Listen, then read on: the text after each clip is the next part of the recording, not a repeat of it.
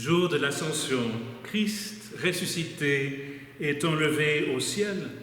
Vivant, il est en même temps proche de nous sur la terre, distancié au ciel dans l'invisible, vivant au cœur de Dieu et du monde. Voilà qu'il est parti, laissant dans son sillage de l'espace pour agir en son nom. Mais quel geste trouverons-nous à sa suite pour accompagner nos proches et nos distancés? Quelle espérance accessible pour avancer ensemble? Et quel souffle communicatif pour déployer nos engagements? Quel témoignage convaincant pour changer les regards, pour méditer ces questions et prendre part à l'aventure du témoignage. Que la paix de Dieu, Père, Fils et Saint-Esprit, soit avec nous toutes et tous ce matin. Bienvenue de la part du Seigneur. Unifions-nous en lui dans l'invocation. Seigneur ressuscité en ce jour de l'Ascension, rappelle-nous que tu n'es pas enfermé au ciel, mais que tu es présent ici au milieu de nous, quand nous nous rassemblons en ton nom. Tu es à nos côtés quand nous nous croyons seuls, quand nous sentons le vide de l'absence de celles et ceux qui sont partis. Tu es avec tous nos proches, peut-être distancés dans la foi. Tu es avec les personnes plus proches de toi que nous l'imaginons. Tu es avec nous quand nous allons à la rencontre des autres. Et même quand nous prenons nos distances, tu es là. Tu n'es pas en congé. Tu es autrement présent dans nos vies. Béni sois-tu. Pour renouveler en nous cette assurance, nous t'en prions que vienne sur nous ton esprit de simplicité, de joie et de paix. Amen. Nous chantons le jour de la victoire au cantique 34, 32.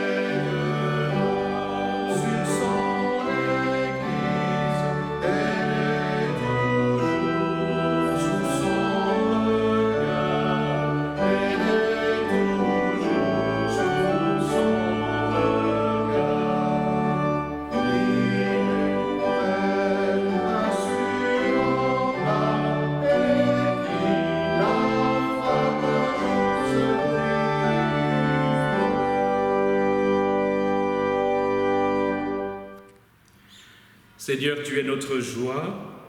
Seigneur, tu es notre vie. Ton nom jaillit en nous comme une source vive. Seigneur, nous croyons en toi. Seigneur, tu nous fais vivre. Pourquoi restons-nous là à regarder vers le ciel? Celui que nous cherchons n'est pas dans les nuages. Il nous a devancés au fond de notre cœur. C'est là qu'il nous attend, car il est le Seigneur. Demandons grâce pour toutes nos distances et nos doutes, avec le répons 61-19, Kyrie eleison, à 3 reprises.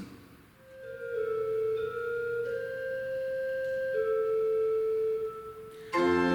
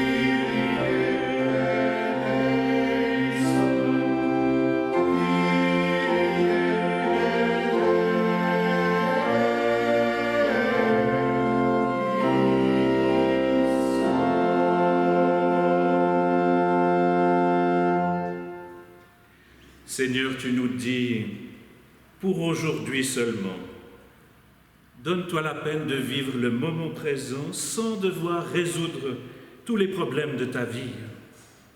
Pour aujourd'hui seulement, même si les circonstances semblent dire le contraire, garde confiance que Dieu est là pour toi. Pour aujourd'hui, reçois en toi le pardon de Dieu, un bout de ciel ouvert, un morceau vivant d'éternité, un peu de douceur de vivre, de simplicité.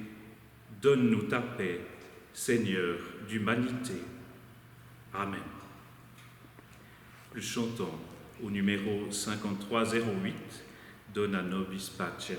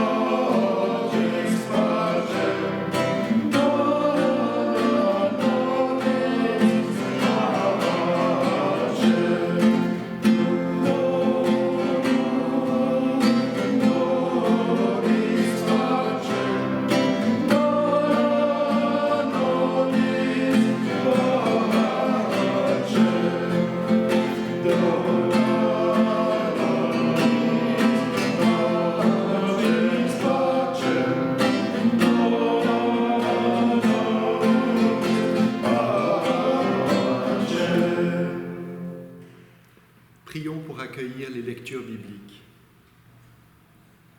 Envoie sur nous, Seigneur, ton esprit de force et d'amour, pour que nous entendions le témoignage qu'il rend au Christ vivant.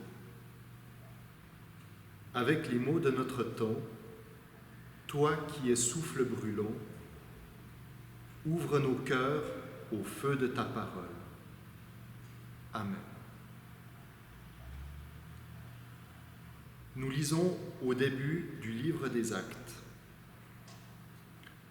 Ceux qui s'étaient réunis demandaient à Jésus : « Seigneur, est-ce en ce temps-ci que tu vas rétablir le royaume pour Israël ?» Il leur répondit : « Il ne vous appartient pas de connaître les temps ou les moments que le Père a fixés de sa propre autorité. Mais vous recevrez de la puissance quand l'Esprit Saint viendra sur vous, et vous serez mes témoins à Jérusalem, dans toute la Judée et en Samarie, et jusqu'aux extrémités de la terre. » Après avoir dit cela, pendant qu'ils regardaient, il fut élevé et une nuée le déroba à leurs yeux. Et comme il fixait le ciel, pendant qu'il s'en allait, 2 hommes en habits blancs se présentèrent à eux et dirent : « Hommes de Galilée, pourquoi restez-vous là à scruter le ciel ? Ce Jésus qui a été enlevé au ciel du milieu de vous viendra de la même manière que vous l'avez vu aller au ciel. Louange à toi, Seigneur du ciel et de la terre. »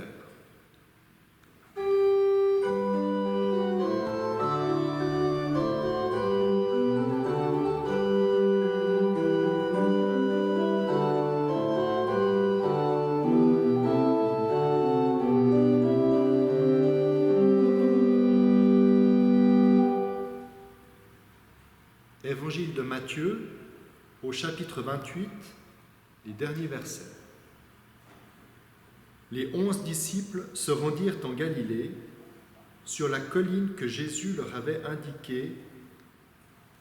Quand ils le virent, ils l'adorèrent. Certains d'entre eux, pourtant, eurent des doutes. Jésus s'approcha et leur dit : « Tout pouvoir m'a été donné dans le ciel et sur la terre. Allez donc auprès des gens de toutes les nations et faites d'eux mes disciples.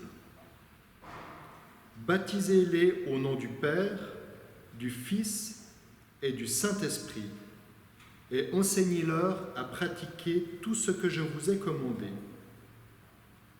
Et sachez-le, je vais être avec vous tous les jours jusqu'à la fin du monde. Amen.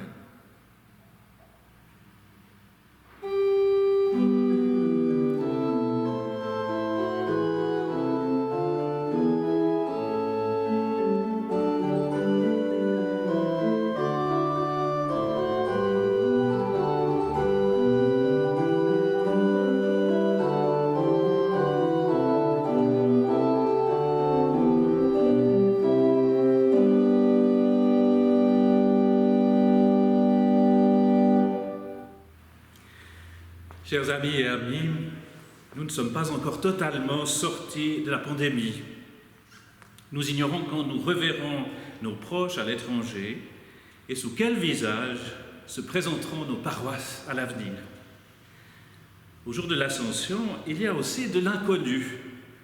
Après 40 jours de mise en quarantaine avec le ressuscité, les disciples et à travers eux la première Église s'interrogent, et nous aussi, comment vivre l'espérance avec la place laissée vide par le ressuscité? Comment vivre avec des places vides dans nos églises, avec des recommencements fragiles?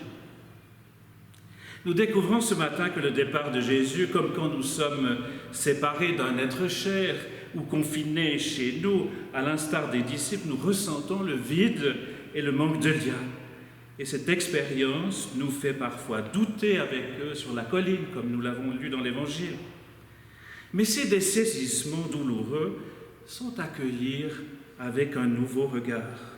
Non pas comme la fin d'un monde, un deuil c'est toujours la fin d'un monde pour nous, mais comme le commencement d'une aventure de confiance à laquelle nous avons part. Pourquoi restez-vous là à regarder le ciel, disent les hommes en blanc aux disciples sidérés qui n'arrivent plus à décoller leurs yeux du ciel quand Jésus disparaît? En effet, le jour de l'Ascension, ce n'est pas l'alerte enlèvement qui s'affiche sur les autoroutes des gens d'église, dans le cœur des croyants, mais c'est l'appel à changer de vision, à changer de regard. Une aventure pour laquelle nous ne sommes pas sans ressources. Vous recevrez une puissance quand l'Esprit Saint viendra sur vous, annonce le ressuscité au moment de partir. Une aventure pour laquelle l'Esprit nous donne le moment venu seulement, pas à l'avance, la consolation, l'enthousiasme, la force d'entreprendre, la créativité.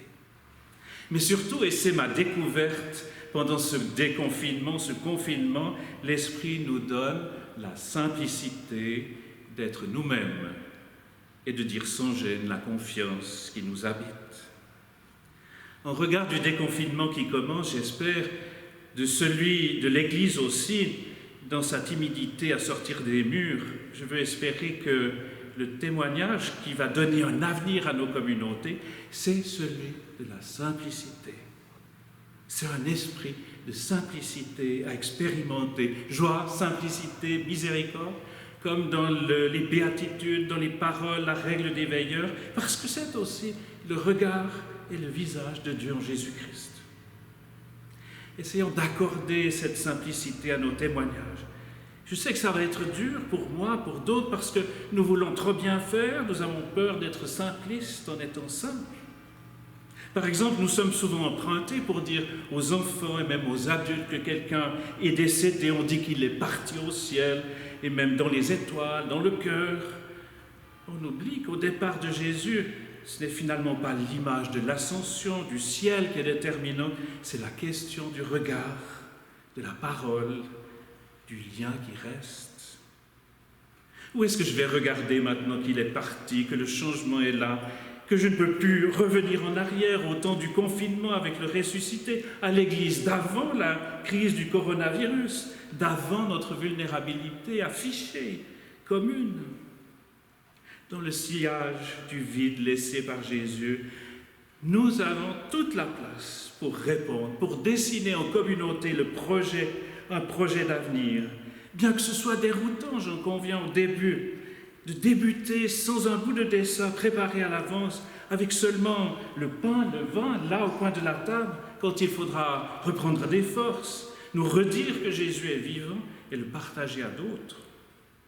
Chers amis, en regard de ce que je vous dis, nous sommes simples quand nous essayons d'être des observateurs humbles de nous-mêmes, sous le regard du Christ. Parce qu'à travers ce lien bienveillant avec notre être profond, l'Esprit active en nous des intuitions, une joie communicative, un regard neuf.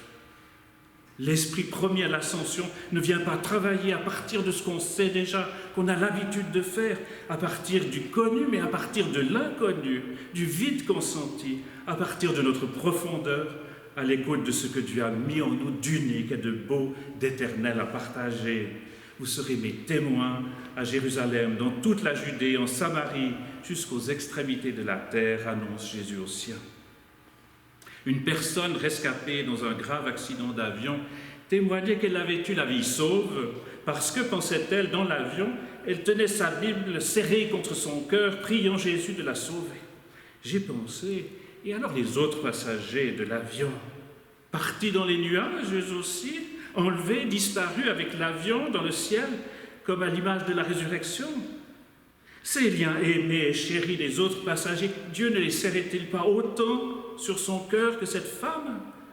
Comment témoigner sans nous accaparer le regard de Dieu et sa parole à notre guise? De quel Dieu témoigner après l'ascension? L'aventure commence au moment de raconter l'expérience du ressuscité dans nos relations, le murmure de son souffle à notre esprit. L'aventure commence au moment de dire « Je crois en toi, Seigneur, tu es source de ma vie, de celle des autres » ou encore « Tu es plus là où tu étais, mais tu es partout où je suis, Dieu est présent là où je suis » au sens fort d'être une personne qui se reconnaît, s'accepte, s'aime.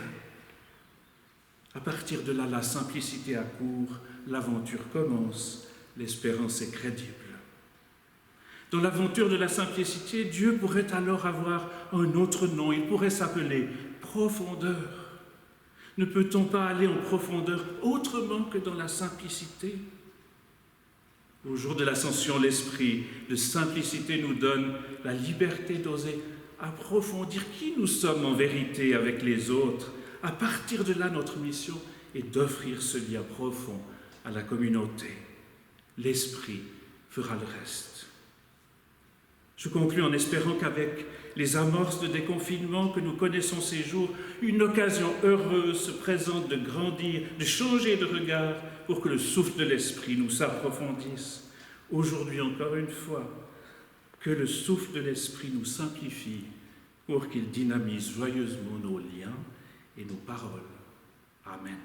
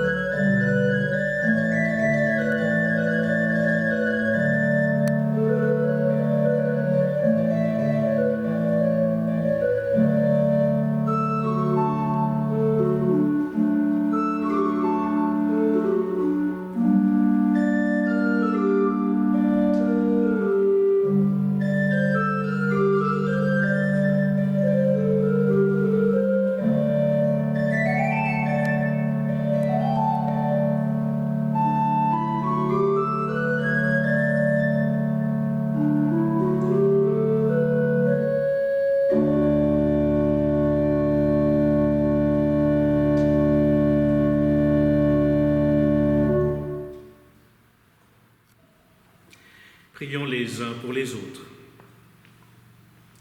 Dieu de bonté, tu ne cesses de t'intéresser à nous, lors du culte, comme tout au long de la vie. Tu es présent dans ta parole, dans nos chants. Cette relation nous élève, nous donne de la profondeur. Elle fait décoller nos projets personnels et communautaires. Dans cette communion, nous te prions. Très haut, souviens-toi des personnes qui sont au bout de leur force. Fais-leur paraître l'espérance et le chemin vers tes hauteurs. Les humains comptent sur la violence car leur souffrance les submerge. Apaise-les par le rayonnement de l'amour. Nous te prions pour les peuples de Syrie, du Mali. À cause de la pandémie, des personnes se retrouvent dans la précarité, sans travail ni argent. Elles attendent par centaines pour recevoir de la nourriture. Inspire ceux qui déterminent leur avenir. Nous te prions pour les personnes qui retournent sur leur lieu de travail et aussi pour les enfants, les étudiants, les apprentis et les enseignants. Pour les personnes qui continuent de prendre soin des autres dans les hôpitaux et les EMS. Très puissant, souviens-toi de nos proches et de tous ceux qui ont demandé de prier pour eux. Souviens-toi de la famille de Jacques Raymond.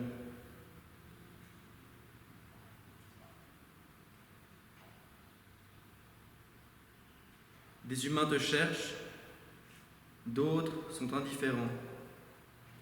Ouvre à tous la voie de l'esprit, car en lui avance la vie pleine de sens vers l'infinité.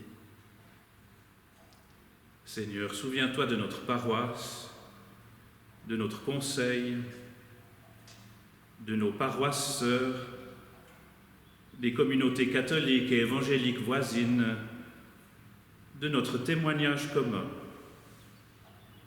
Déploie dans nos églises le dialogue et ta créativité et révèle à beaucoup les ressources qui sont en eux au service du témoignage. Ô Dieu, étends sur nous ta main, que ton regard reste posé sur chacune et chacun de nous, jour et nuit. Exauce notre prière, Seigneur. Amen. Et notre prière s'exprime encore avec le cantique 34, 28.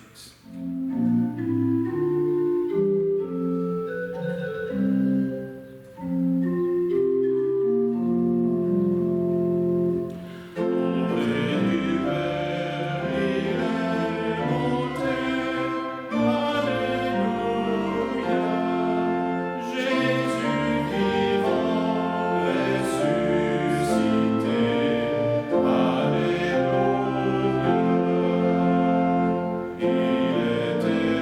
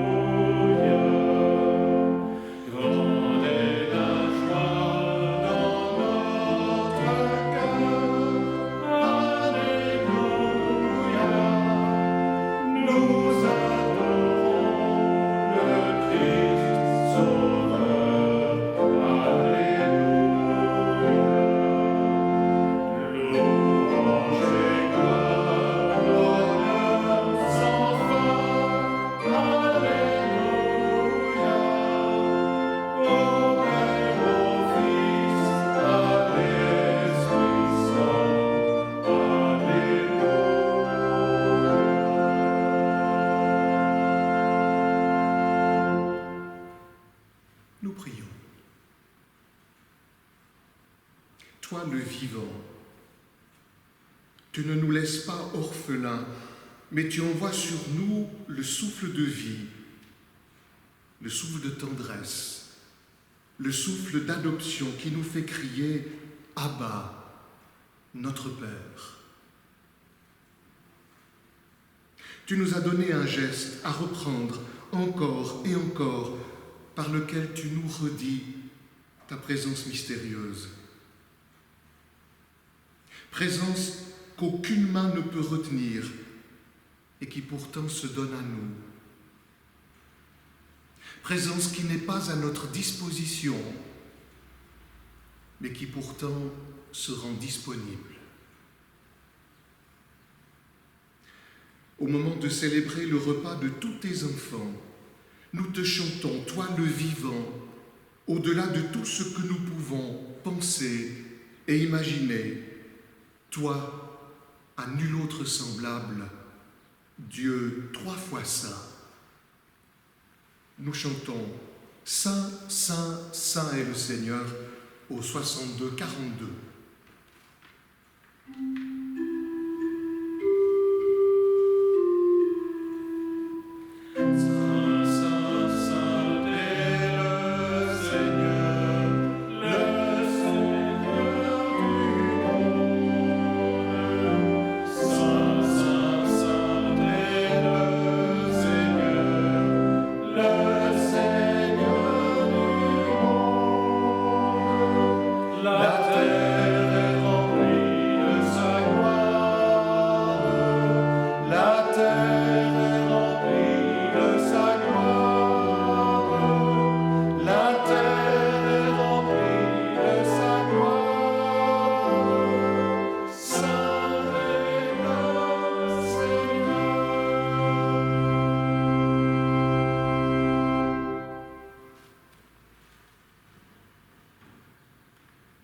Jésus, dans la nuit où on le livre, prend du pain.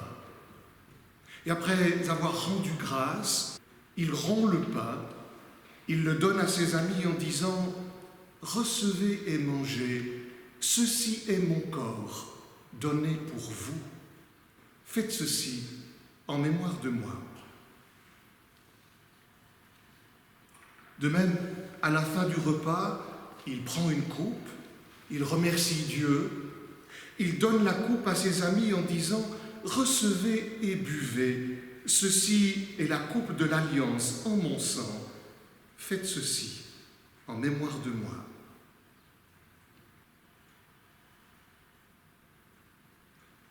Mes amis et mes amies, chaque fois que nous partageons ce pain, que nous buvons à cette coupe, nous annonçons la mort du Seigneur jusqu'à ce qu'il vienne.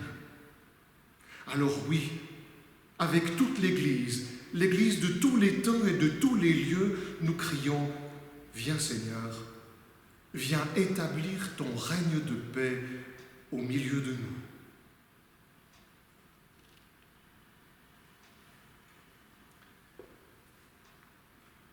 Toi le vivant, tu nous as laissé ces gestes pour que nous fassions mémoire de toi.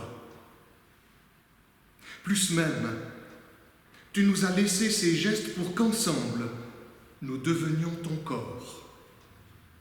Inspirés par ta vie, par ta mort et par ta victoire sur la mort. Alors, en ton absence ici, envoie sur nous le souffle de vie, le souffle de tendresse, le souffle d'adoption, le souffle de courage et d'espérance, le souffle de toutes les audaces, pour que, devenant ton corps, nous proclamions ta vie. Et ensemble, nous te disons la prière de tous tes enfants. Notre Père, qui es aux cieux, que ton nom soit sanctifié, que ton règne vienne, que ta volonté soit faite sur la terre comme au ciel. Donne-nous aujourd'hui notre pain de ce jour. Pardonne-nous nos offenses, comme nous pardonnons aussi à ceux qui nous ont offensés, et ne nous laisse pas entrer en tentation, mais délivre-nous du mal, car c'est à toi qu'appartiennent le règne, la puissance et la gloire pour les siècles des siècles. Amen. Le pain que nous rompons est communion au corps de notre Seigneur Jésus-Christ.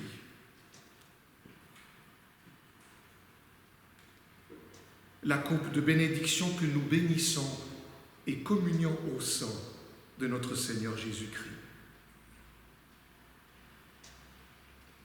C'est lui-même qui nous accueille et nous invite.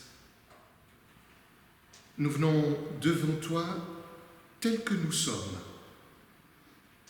sans prétention, mais avec la confiance que tu nous accueilles comme tes enfants. Amen.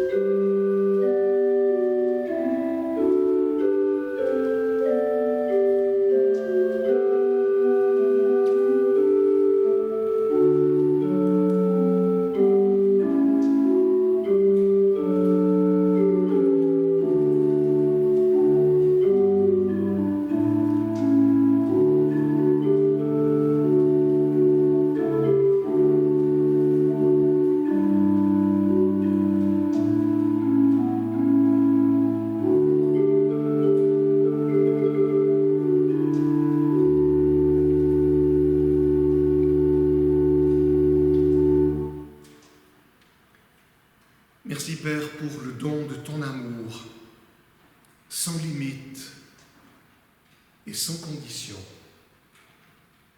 Merci pour la communion sororale et fraternelle qui nous lie secrètement et visiblement. Merci pour la vie communiquée et pour le don du souffle. Amen. Je suis avec vous tous les jours jusqu'à la fin des temps, nous promet le ressuscité. Le Seigneur est parti pour nous bénir. Entrons simplement dans ce mouvement. L'Esprit nous accompagne.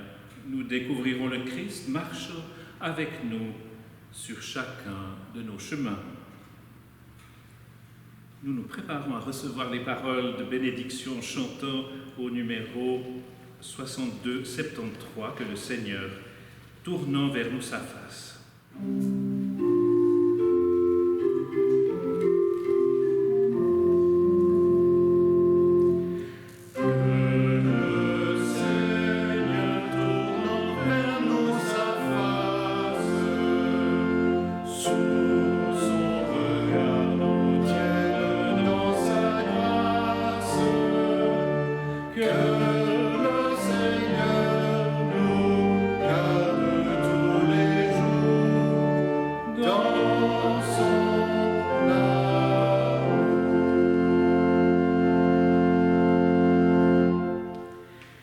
Oui, que l'Éternel fasse rayonner l'habit de lumière qu'il a posé sur chacune et chacun d'entre nous et qu'il nous garde dans sa prière d'amour. Que le Seigneur, Père, le Fils et le Saint-Esprit nous bénissent, nous protègent avec tous ceux qu'il nous confie, qu'il élargisse et déploie sa bénédiction au loin sur beaucoup dans tout l'univers, qu'il nous accorde sa paix. Amen.